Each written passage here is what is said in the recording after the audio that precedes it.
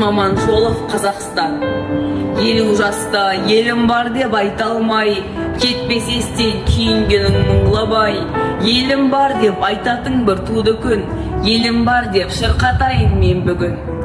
Қойсын енді қорқыт күйін сарнамай, атамабай арманына бер тыным. Сен таппасаң, біздер таптық жер тының.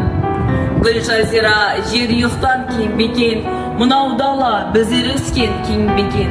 Қызыл толы ел Қазақстан дейтұғын, көкше баян қатыры алтау, тоңа алтын түгі торқа жер мұнау.